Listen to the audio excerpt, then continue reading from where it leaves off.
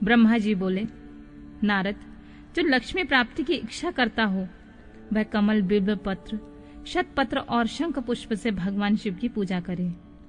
ब्राह्मण, यदि 1,00,000 की संख्या में इन पुष्पों द्वारा भगवान शिव की पूजा संपन्न हो जाए तो सारे पापों का नाश हो जाता है और लक्ष्मी की प्राप्ति भी होती है। इसमें कोई संशय नहीं है। प्राचीन पुष्पों ने 20 कमलों का एक प्रस्थ बताया है। 1,000 बिल्व पत्रों को भी एक प्रस्थ कहा गया है। 1,000 शतपत्र से आधे प्रस्थ की परिभाषा की गई है। 16 पलों का एक प्रस्थ होता है, जो 10 टंकों का एक पल। इस मान से पत्र, पुष्प आदि को तौलना चाहिए। जब पूर्वोक्त संख्या वाले पुष्पों से शिव की पूजा हो जाती है तब सकाम पुरुष अपने संपूर्ण अभीष्ट को प्राप्त कर लेता है। यदि उपासक के मन में कोई कामना ना हो तो वह पूर्वोक्त पूजन से शिव रूप हो जाता है। मृत्युंजय मंत्र का जब 5,00,000 जब पूरा हो जाता है तब भगवान शिव प्रत्यक्ष दर्शन देते हैं। 1,00,000 के जप से शरीर की शुद्धि होती है। दूसरे 1,00,000 से जप का पूर्व जन्म की बातों का स्मरण होता है। 3,00,000 पूर्ण होने पर संपूर्ण काम्य वस्तुएं प्राप्त होती हैं। चौथे 1,00,000 का जप होने पर स्वप्न में भगवान शिव का दर्शन होता है और 5वें 1,00,000 का जप जो ही पूरा होता है भगवान शिव उपासक के सम्मुख तत्काल प्रकट हो जाते हैं। इसी मंत्र से 10,00,000 का जप हो तो सारी संपूर्ण सिद्धि की प्राप्ति हो जाती है। जो मोक्ष की अभिलाषा रखता है वह दर्भों द्वारा शिव का पूजन करे। मुनिश्रेष्ठ, सर्वत्र 1,00,000 की ही संख्या समझनी चाहिए। आयु की इच्छा रखने वाला पुरुष 1,00,000 दुर्बाओं द्वारा पूजन करे। जिसे पुत्र की अभिलाषा हो वह धतूरे के 1,00,000 फूलों से पूजा करे। लाल डंठल वाला धतूरा पूजन में शुभदायक माना गया है। अगस्त में 1,00,000 फूलों से पूजा करने वाला पुरुष को महान यश की प्राप्ति होती है। यदि तुलसी दल से शिव की पूजा करें तो उपासक को भोग तथा मोक्ष दोनों सुलभ होते हैं। लाल और सफेद आंख, अपामार्ग और श्वेत कमल के 1,00,000 फूलों द्वारा पूजा करने से उसी फल की प्राप्ति होती है।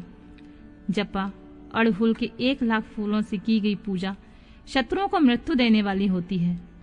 करवीर के 1,00,000 फूल से यदि शिव के पूजन में उपयोग में लाए जाएं तो वे यहाँ रोग का निवारण करने वाले होते हैं।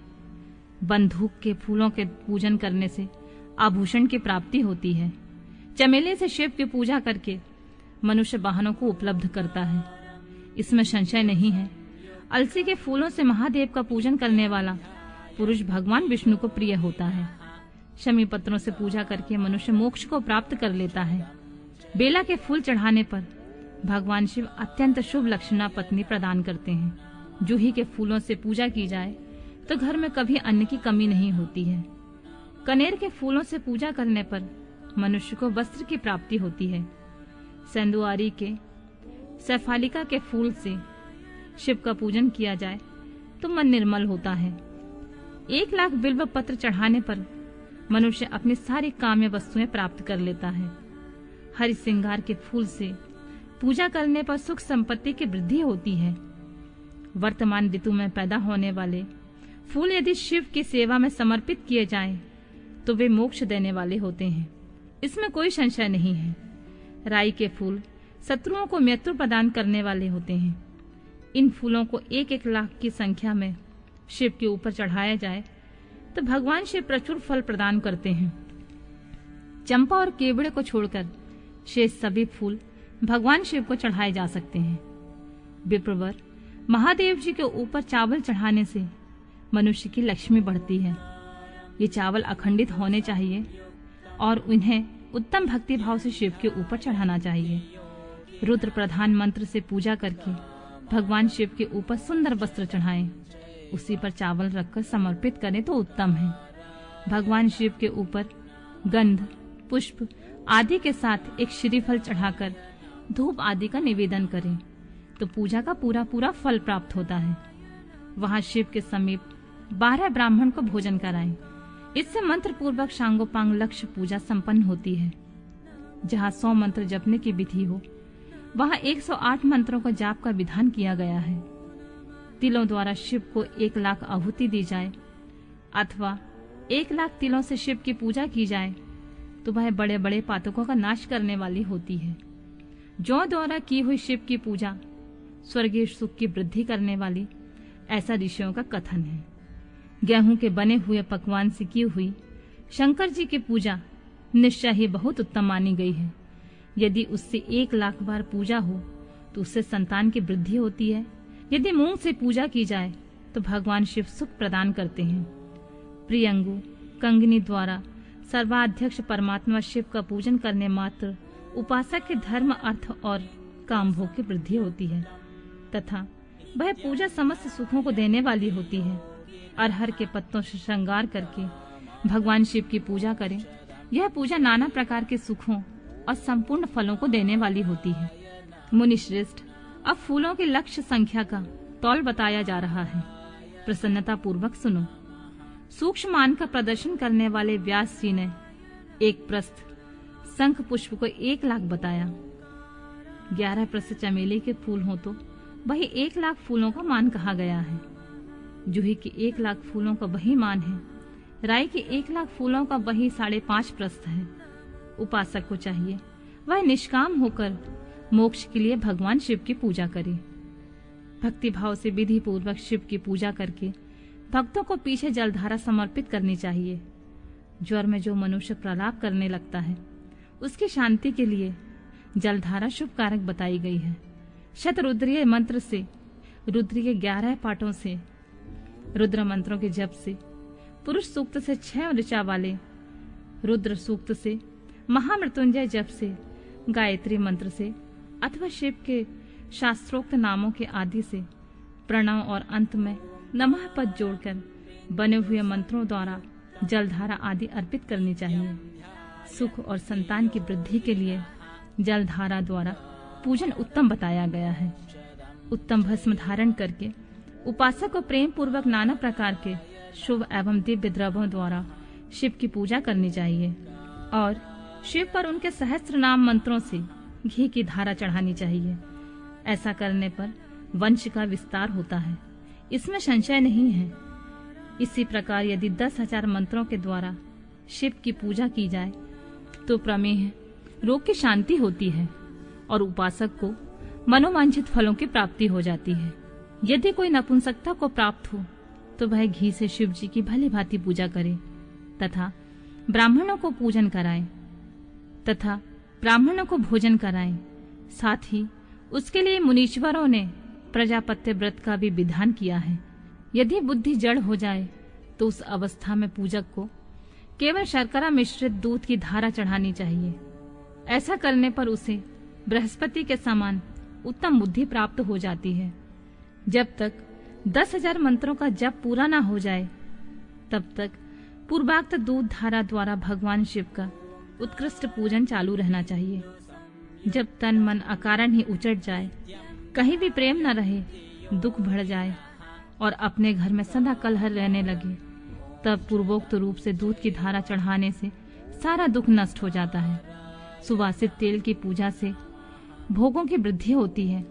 यदि मधु से पूजा की जाए तो राजयक्षमा रोग दूर हो जाता है। यदि शिव पर ईख की रस की धारा चढ़ाई जाए तो वह भी संपूर्ण आनंद की प्राप्ति कराने वाली होती है। गंगा जल की धारा से तो भोग और मोक्ष दोनों फलों को देने वाली होती है। जो ये सब धाराएं बताई गई हैं, इन सबको महामृत्युंजय से चढ़ाना चाहिए।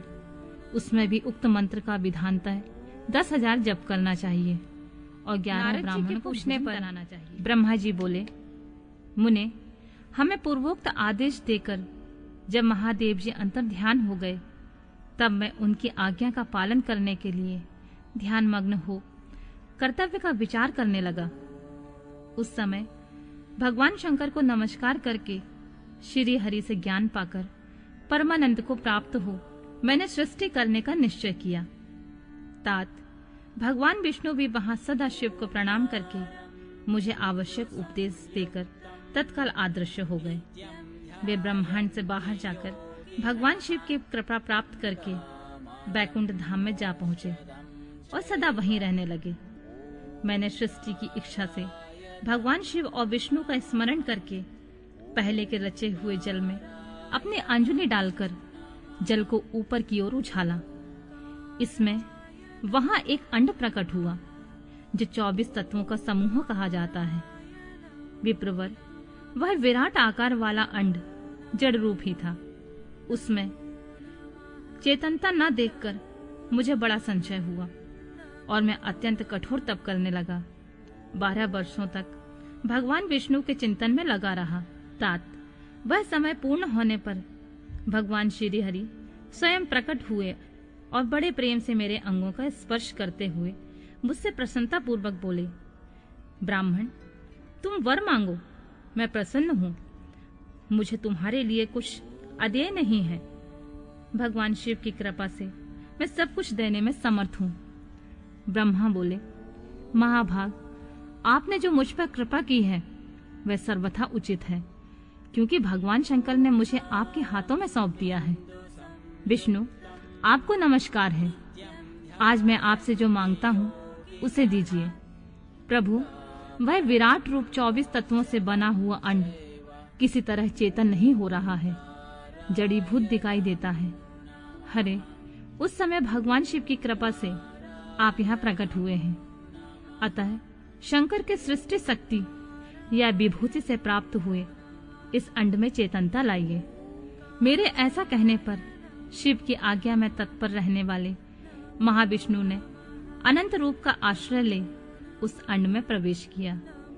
उस समय उन परम पुरुष के सहस्त्रों मस्तक, सहस्त्रों नेत्र और सहस्त्रों पैर थे। उन्होंने भूमि को सब ओर से घेरकर उस अंड को व्याप्त कर लिया। मेरे द्वारा भली भांति स्तुति की जाने पर श्री विष्णु ने उस अंड में प्रवेश किया। तब वह 24 तत्वों का विकार रूप अंड सचेतन हो गया। पाताल से लेकर सत्यलोक तक की अवधि वाले उस अंड के रूप में वहां साक्षात श्री हरि विराजने लगे। उस विराट अंड में व्यापक होने से वे प्रभु बैराज पुरुष कहलाए। पज्यमुख महादेव ने केवल अपने रहने के लिए सुरभ में कैलाश नगर का निर्माण किया, जो सब लोगों से ऊपर सुशोभित होता है। देवर्षि, संपूर्ण ब्रह्मांड का नाश हो जाने पर वैकुंठ और कैलाश, इन दोनों धामों का कभी नाश नहीं होता है। मुनि श्रेष्ठ, मैं सत्यलोक का आश्रय लेकर रहता हूँ।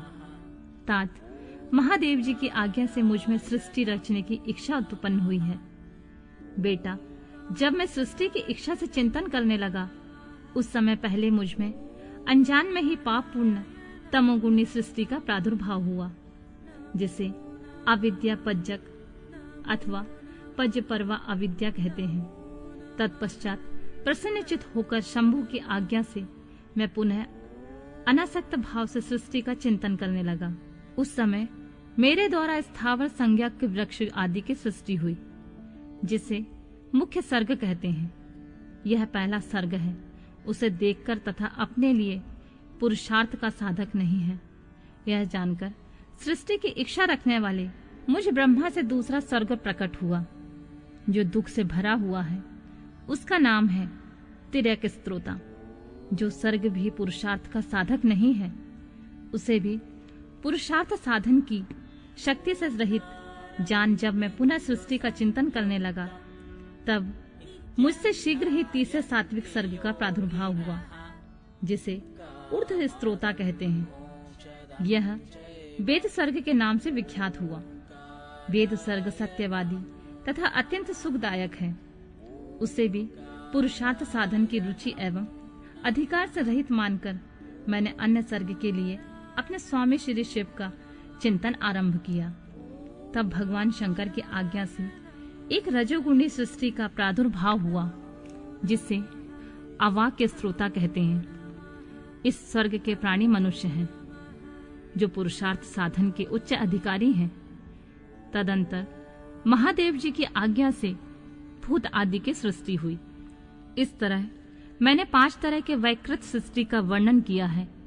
इसके सिवा 3 प्राकृत स्वर्ग भी कहे गए हैं, जो मुझ ब्रह्मा के सानिध्य के प्रकृति से प्रकट हुए हैं। इनमें पहला महातत्व का स्वर्ग है, दूसरा सूक्ष्म भूतों अर्थात तन्मात्राओं का सर्ग है, और तीसरा वैकारिक सर्ग कहलाता है। इस तरह ये 3 प्राकृत सर्ग हैं। प्राकृत और वैकृत दोनों प्रकार के सर्गों को मिलाने से 8 सर्ग होते हैं। इनके सिवा नामा कौमार सर्ग है, जो प्राकृत और वैकृत भी है। इन सब के अवान्तर भेद का वर्णन नहीं कर सकता, क्योंकि उसका उपयोग बहुत थोड़ा होता है। अब मैं द्विजात्मक सर्ग का प्रतिपादन करता हूँ।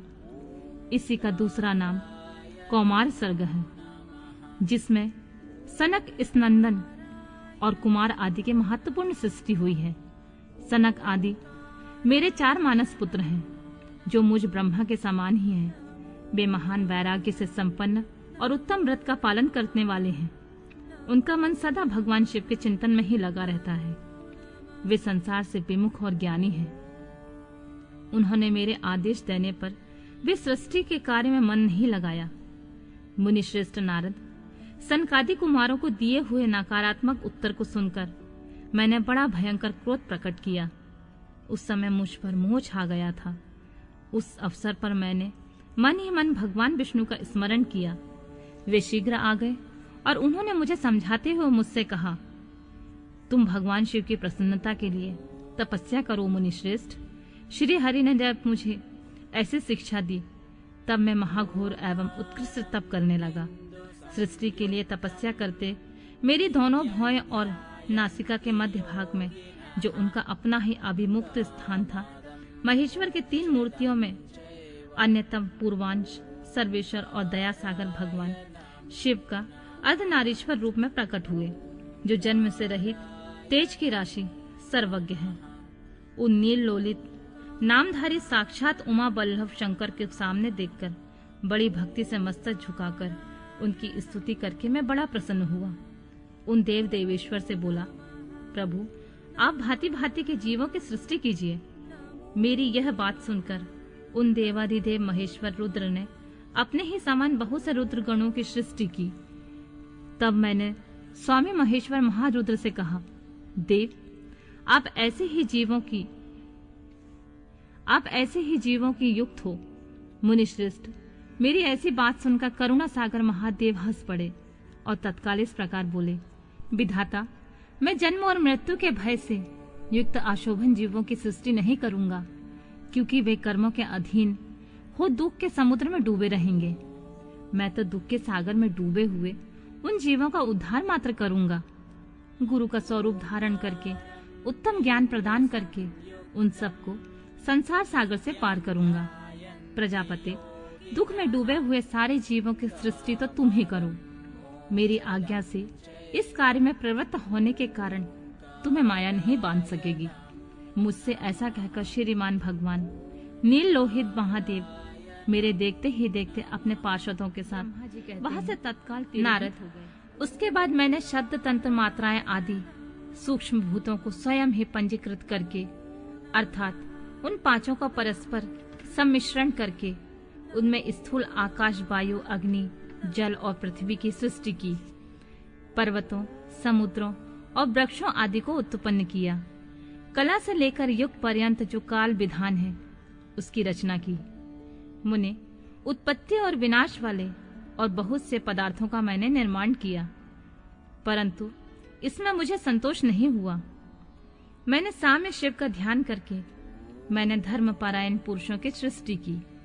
अपने दोनों नेत्रों से मरीचिकों को, हृदय को मृग को, शिर से अंगिरा को, व्यान वायु से मुनिश्रेष्ठ पुलह को, उदान वायु से पुलस्य को, समान वायु से वशिष्ठ को, अपान से कृतु को, दोनों कानों से आत्री को, प्राणों से दक्ष को, गोद से तुम को, छाया से कर्मद मोदी को तथा संकल्प से समस्त साधनों के साधन से धर्म को उत्पन्न किया। मुनि श्रेष्ठ, इस तरह उन उत्तम साधकों की सृष्टि करके महादेव जी की कृपा से मैंने अपने आप को कृतार्थ माना। तत्पश्चात संकल्प से उत्पन्न हुए धर्म मेरी आज्ञा से मानव रूपी धारण करके साधक की प्रेरणा से साधन में लग गए। इसके बाद मैंने अपने विशिष्ट अंगों से देवता, असुर आदि के रूप में असंख्य पुत्रों की सृष्टि करके उन्हें भिन्न भिन्न शरीर प्रदान किए। मुने, तदंतर अंतर्यामी भगवान शंकर की प्रेरणा से अपने शरीर को 2 भागों में विभक्त करके मैं दुरूप वाला हो गया। नारद आधे शरीर में स्त्री हो गया, आधे से पुरुष। उस पुरुष ने स्त्री के गर्भ से सर्वसाधन समर्थ उत्तम जोड़ों को उत्पन्न किया। उस जोड़ों में जो पुरुष था वह स्वभावभू मनु के नाम से प्रसिद्ध हुआ। मनु उच्च कोटि के साधक हुए। जो स्त्री हुई वह सतरूपा कहलाई। वह योगिनी एवं तपस्विनी हुई। तात मनु ने वैवाहिक विधि से अत्यंत सुंदरी सतरूपा का पारिग्रहण किया और उससे वे मैथुन जाति सृष्टि उत्पन्न करने लगे। उन्होंने शतरूपा से प्रियवत तथा उत्तानपाद नामक 2 पुत्र और 3 कन्याएं उत्पन्न की। कन्याओं के नाम आकृति, देवहूति और प्रसूति। मनु ने आकृति का विवाह प्रजापति रुचि के साथ किया। मंजली पुत्री देवहूति कर्मत को ब्याह दी और उत्तानपाद की सबसे छोटी बहन प्रसूति प्रजापति दक्ष को दे दी। उनकी संतान परंपराओं में समस्त चराचर जगत व्याप्त है। रुचि से आकृति के गर्भ से यज्ञ और दक्षिणा नामक स्त्री पुरुष का जोड़ा उत्पन्न हुआ। यक्ष के दक्षिणा से 12 पुत्र हुए। मुने कर्मत द्वारा देवहूति के गर्भ से बहुत से पुत्रियां उत्पन्न हुई। दक्ष के प्रसूति से 24 कन्याएं हुई।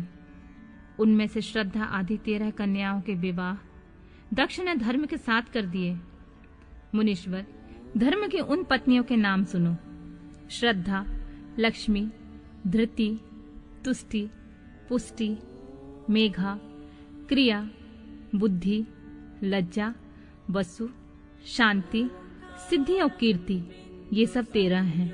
इनमें छोटी जो शेष 11 सुलोचनाएं कन्याएं थीं, उनके नाम इस प्रकार हैं: स्वाति, सती, संबुधि, स्मृति, प्रीति, क्षमा, संतति, अनसूया, ऊर्जा, स्वाहा और स्वधा। भृगु, शिव, मारीच, अंगिरा मुनि, पुलस्त्य, पुलह, मुनिश्रेष्ठ क्रतु, अत्रि, वशिष्ठ, अग्नि और पितरों ने क्रमशः इन ख्याति आदि कन्याओं के साथ पारिग्रहण किया। भृगु आदि मुनिश्रेष्ठ साधक हैं। इन संतानों से चराचर प्राणियों सहित सारी त्रिलोकी भरी हुई है। इस प्रकार अंबिकापति महादेव की आज्ञा से अपने पूर्व कर्मों के अनुसार बहुत से प्राणी असंख्य श्रेष्ठ द्विजों के रूप में उत्पन्न हुए। कल्प भेद से दक्ष के 60 कन्याएं बताई गई हैं। उनमें से 10 कन्याओं का विवाह उन्होंने धर्म के साथ किया। 27 कन्याएं चंद्रमा को ब्याह दी और विधि पूर्वक 13 कन्याओं का हाथ दक्ष ने कश्यप के हाथ में दे दिए। नारद, उन्होंने 4 कन्याएं श्रेष्ठ रूप वाले अरिष्टनेमि को ब्याह दी तथा भृगु, अंगिरा और कुशाग्र को 2-2 कन्याएं अर्पित की। उन स्त्रियों से उनके पतियों द्वारा बहुसंख्यक चराचर प्राणियों की उत्पत्ति हुई।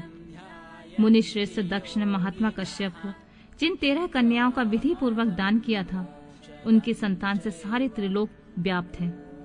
स्थावर और जंगम कोई भी सृष्टि ऐसी नहीं है जो कश्यप की संतानों से शून्य हो। देवता, ऋषि, दैत्य, वृक्ष, पक्षी, पर्वत तथा तृणलता आदि सभी कश्यप पत्नियों से पैदा हुए हैं। इस प्रकार दक्ष कन्याओं की संतान से सारा चराचर जगत व्याप्त है। पाताल से लेकर सत्यलोक पर्यंत समस्त ब्रह्मांड निश्चित ही उनकी संतानों से सदा भरा रहता है, खाली नहीं होता। इस तरह भगवान शंकर की आज्ञा से ब्रह्मा जी ने भली भांति सृष्टि की। पूर्व काल में सर्वव्यापी शंभु ने जिन्हें तपस्या के लिए प्रकट किया था तथा रुद्रदेव ने त्रिशूल के अग्रभाग में रखकर जिनकी सदा रक्षा की, वे ही सती देवी लोकहित का कार्य संपादित करने के लिए दक्ष से प्रकट हुई थीं। उन्होंने भक्तों के उद्धार के लिए अपनी लीलाएं की। इस प्रकार देवी शिवा सती होकर भगवान शंकर से ब्याही गईं, किंतु पिता के यज्ञ में पति का अपमान देखकर उन्होंने अपने शरीर को त्याग दिया और उसे ग्रहण नहीं किया। वे अपने परम पद को प्राप्त हो गईं। फिर देवताओं की प्रार्थना से वे शिवा पार्वती रूप में प्रकट हुई और बड़ी भारी तपस्या करके पुनः भगवान शिव को उन्होंने प्राप्त कर लिया। मुनीश्वर, इस जगत में उनके अनेक नाम प्रसिद्ध हुए। उनके कालिका का, चंडिका, भद्रा, चामुंडा, विजया, जया, जयंती, भद्रकाली, दुर्गा, भगवती, कामाख्या, कामदा, अम्बा, मृडानी और सर्वमंगला आदि नाम से, जो भोग और मोक्ष देने वाले हैं। ये सभी नाम उनके गुण और कर्मों के अनुसार हैं। मुनिश्रेष्ठ नारद, इस प्रकार मैंने सृष्टि क्रम का जो तुमसे वर्णन किया है, ब्रह्मांड का यह सारा भाग भगवान शिव की आज्ञा से मेरे द्वारा रचा गया है। भगवान शिव को परब्रह्म परमात्मा कहा गया है। मैं विष्णु और रुद्र, ये तीनों देवता गुण भेद से उन्हीं के रूप बतलाए गए हैं। वे मनोरम शिवलोक में शिवा के साथ स्वच्छंद विहार करते हुए भगवान शिव स्वतंत्र परमात्मा है, निर्गुण और सगुण है, मुनीश्वरों वे ही है। ब्रह्मा जी की बात सुनकर नारद जी ने विनय पूर्वक उन्हें प्रणाम किया और पुनः पूछा, भगवान, भक्त वत्सल भगवान शंकर कैलाश पर्वत पर कब गए और महात्मा कुबेर के साथ उनकी मैत्री कब हुई? परिपूर्ण मंगल विग्रह महादेव जी ने वहां क्या किया? यह सब मुझे बताइए। यह सुनने के लिए मेरे मन में बड़ा कौतूहल है।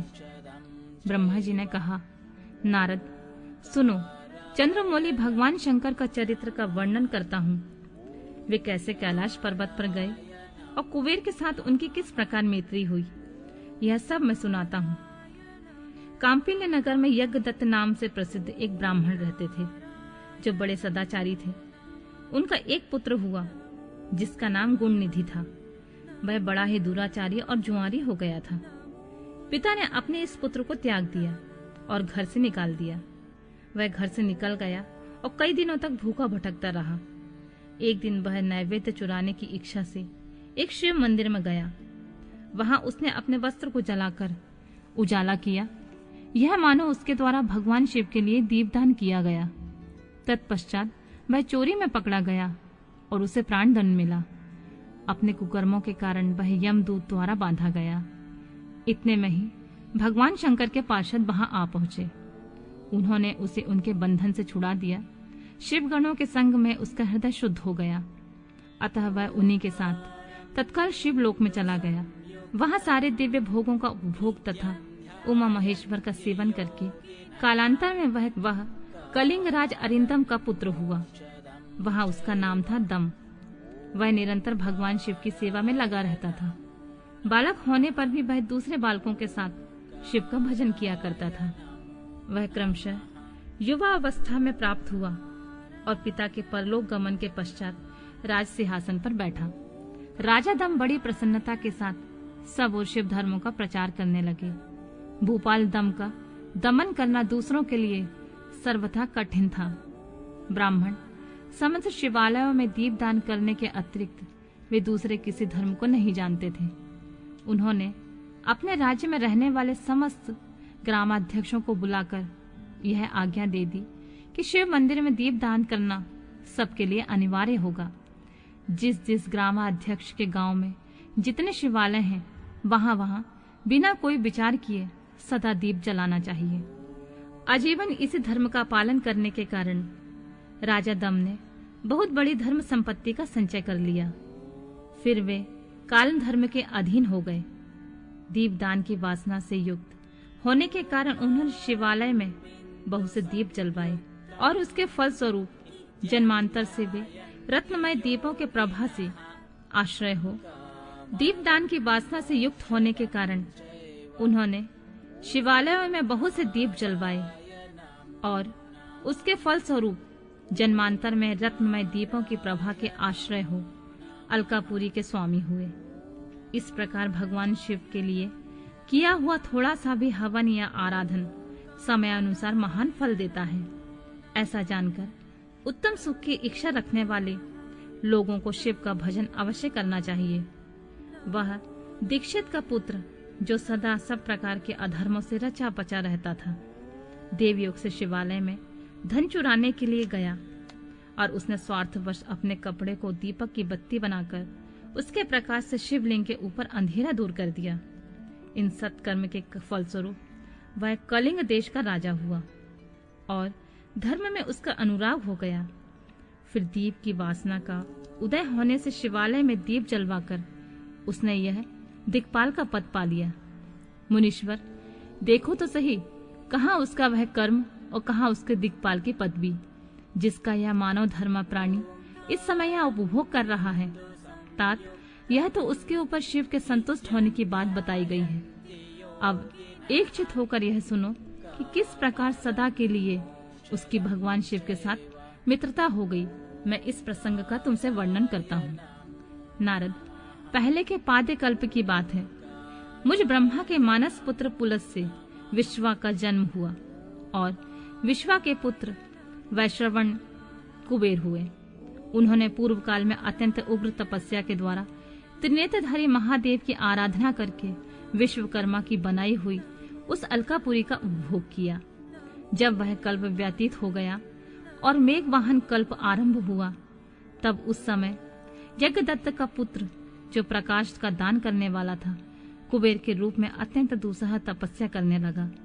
दीपदान मात्र से मिलने वाली शिव भक्ति के प्रभाव को जानकर वह शिव की चित प्रकाशित का काशीपुरी नगरी में गया। अपने चित रूपी रत्नमय प्रदीपों से 11 रुद्रों को उद्बोधित करके अनन्य भक्ति एवं स्नेह से संपन्न हो, वह तन्मयता पूर्वक शिव के ध्यान में मग्न हो निश्चल भाव से बैठ गया। जो शिव की एकता का महान पात्र है, तप रूपी अग्नि से बढ़ा हुआ है, काम क्रोधाग्नि महाविद अग्नि रूपी पतंगों के आघात से शून्य है, प्राण निरोधी रूपी वायु शून्य स्थान में निश्चल भाव से प्रकाशित है, निर्मल दृष्टि के कारण स्वरूप से भी निर्मल है, तथा श्रद्धा रूपी पुष्पों से जिनकी पूजा की जाती है, ऐसे शिवलिंग की प्रतिष्ठा करके वह तब तक तपस्या में लगा रहा जब तक उसके शरीर में केवल अस्थि और चर मात्र ही अवशिष्ट नहीं रह गए। इस प्रकार उसने 10,000 वर्षों तक तपस्या की। तदनंतर विशालाक्षी पार्वती के साथ भगवान विश्वनाथ कुबेर के पास आए। उन्होंने प्रसन्नचित्त से अलकापति की ओर देखा। वे शिवलिंग में मन को एकाग्र करके ठूठे काठ की भांति स्थिर भाव से बैठे थे। भगवान शिव ने उनसे कहा, अलकापति, मैं वर देने के लिए उद्यत हूं, तुम अपना मनोरथ बताओ। यह वाणी सुनकर तपस्या के धनी कुबेर ने जो ही आंखें खोलकर देखा, त्यों ही उमा वल्लभ भगवान श्रीकंठ सामने खड़े दिखाई दिए। वे उदय काल के सहस्त्रों सूर्यों से भी अधिक तेजस्वी थे। उनके मस्तक पर चंद्रमा अपनी चांदनी बिखेर रहे थे। भगवान शंकर के तेज से उनकी आंखें चौंधिया गईं। उनका तेज प्रतिहत हो गया। वे नेत्र बंद करके मनोरथ से परे विराजमान देव देवेश्वर शिव से बोले, नाथ, मेरे नेत्रों को वह दृष्टि शक्ति दीजिए जिससे आपके चरणार बिंदों का मैं दर्शन कर सकूं। स्वामी, आपका प्रत्यक्ष दर्शन हो, यही मेरे लिए सबसे बड़ा वर है। ईश, दूसरे किसी वर से मेरा क्या प्रयोजन है। चंद्रशेखर, आपको नमस्कार है। कुबेर की यह बात सुनकर देवादिदेव उमापति ने अपनी हथेली से उनका स्पर्श करके उन्हें देखने की शक्ति प्रदान की। दृष्टि शक्ति मिल जाने पर यज्ञदत्त के उस पुत्र ने आंखें फाड़ फाड़ कर पहले उमा की ओर देखना आरंभ किया। वह मन ही मन सोचने लगा, भगवान शंकर के समीप वह सर्वांग सुंदरी कौन है? इसने ऐसा कौन सा तप किया जो मेरी भी तपस्या से बढ़ गया है? यह रूप, यह प्रेम, यह सौभाग्य और यह असीम शोभा सभी अद्भुत है। वह ब्राह्मण कुमार बार बार यही कहने लगा। जब बार बार यही कहता हुआ वह क्रूर दृष्टि से उनकी ओर देखने लगा, तब वामा के अवलोकन से उनकी बाएं आंख फूट गई। तदनंतर देवी पार्वती ने महादेव जी से कहा, प्रभु, यह दुष्ट तपस्वी बार बार मेरी ओर देखकर क्या बक रहा है? आप मेरी तपस्या के तेज को प्रकट कीजिए। देवी की यह बात सुनकर भगवान शिव ने हंसते हुए उनसे कहा, उमे, यह तुम्हारा पुत्र है। यह तुम्हें क्रूर दृष्टि से नहीं देख सकता, अपितु तुम्हारी तप संपत्ति का वर्णन कर रहा है। देवी से ऐसा कहकर भगवान शिव पुनः उस ब्राह्मण कुमार से बोले, वत्स, मैं तुम्हारी तपस्या से संतुष्ट होकर तुम्हें वर देता हूँ। तुम निधियों के स्वामी और गुहाओं के राजा हो जाओ। सुव्रत, यक्षों, किन्नरों और राजाओं के भी राजा होकर पुण्य जनों के पालक और सबके लिए धन के दाता बनो। मेरे साथ तुम्हारी सदा मैत्री बनी रहेगी और मैं नित्य तुम्हारे निकट निवास करूंगा। मित्र, तुम्हारी प्रीति बढ़ाने के लिए मैं अलका के पास ही रहूंगा। आओ, इन उमा देवी के चरणों में साष्टांग प्रणाम करो। महाभक्त यज्ञदत्त कुमार, तुम अत्यंत प्रसन्न चित्त से इनके चरणों में गिर जाओ।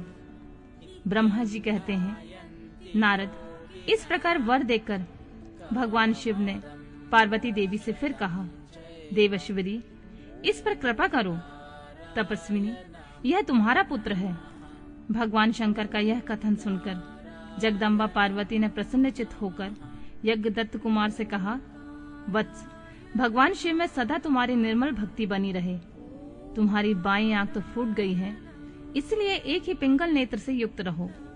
महादेव जी ने जो वर दिए हैं वे सब उसी रूप में सुलभ हो।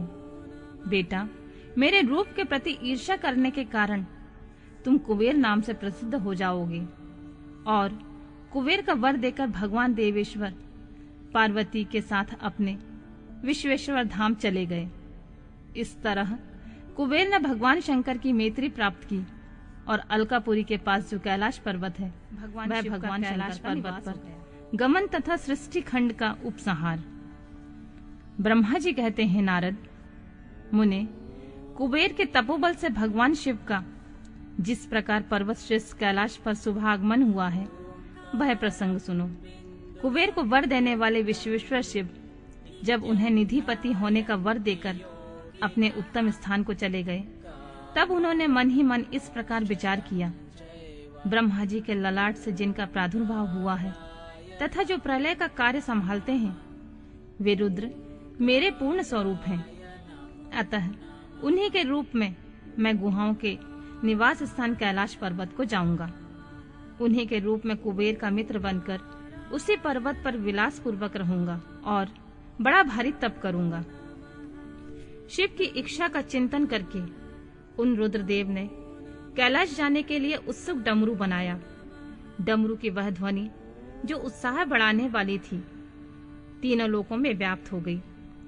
उनका विचित्र एवं गंभीर शब्द आवाहन की गति से युक्त था, अर्थात सुनने वालों को अपने पास आने के लिए प्रेरणा दे रहा था। उस ध्वनि को सुनकर मैं तथा श्री विष्णु आदि सभी देवता, ऋषि, मूर्तिमान, आगम, निगम और सिद्ध वहां आ पहुंचे। देवता और असुर आदि सब लोग बड़े उत्साह भरकर वहां आए। भगवान शिव के समस्त पार्षद तथा सर्वलोक बिंद महाभाग गणपाल जहां कहीं भी थे वहां से आ गए।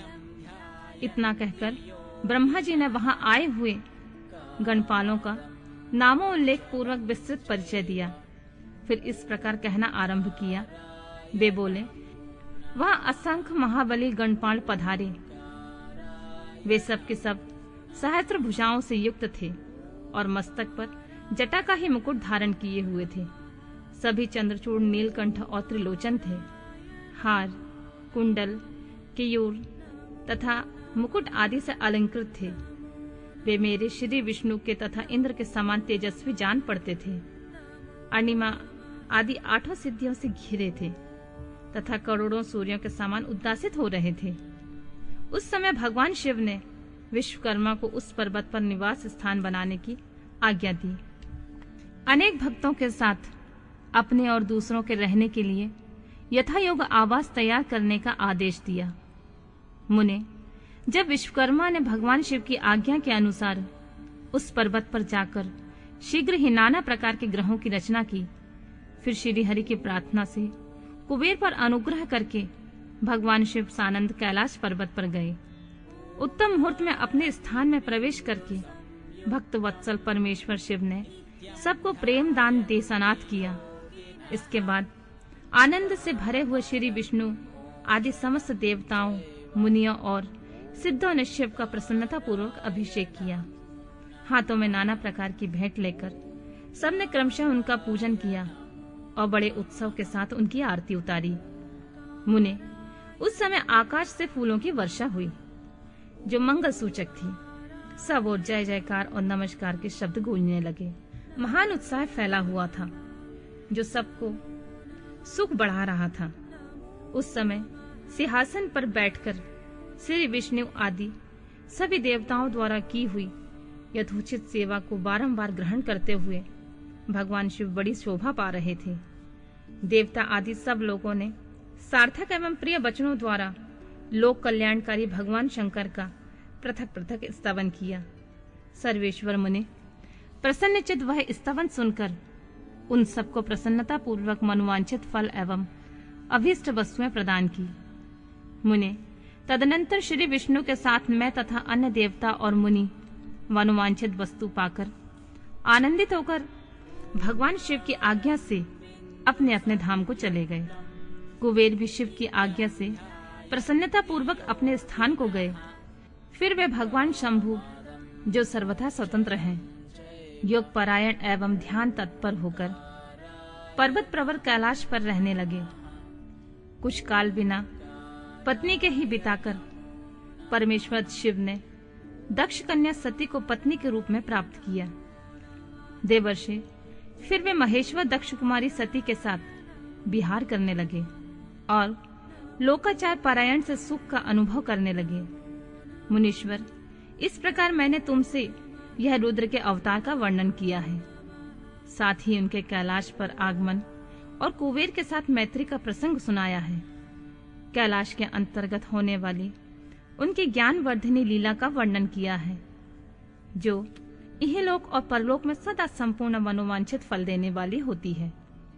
जो एकाग्रचित हो इस कथा को सुनता या पढ़ता है, वह इस लोक में भोग पाकर परलोक में मोक्ष लाभ करता है।